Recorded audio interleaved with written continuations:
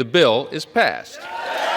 It took some presidential arm twisting, but the House finally passed a huge bill that puts a lot of President Trump's agenda into action. The bill includes an extension of Trump's first-term tax cuts and a whole lot more, including billions in spending for defense and immigrant detention centers. But it's not law yet.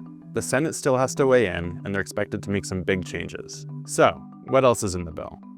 First, the bill would make tips and overtime pay tax-free. Second, it would cut federal spending in a few ways. For example, it would add work requirements to qualify for Medicaid and tweak the rules for SNAP, the food assistance program. As a result, millions of low-income people would lose access to those programs. Third, the bill would roll back some of President Biden's clean energy incentives, like tax credits for EVs and climate projects. Fourth, private universities with large endowments like Harvard would see their taxes on investments go up dramatically.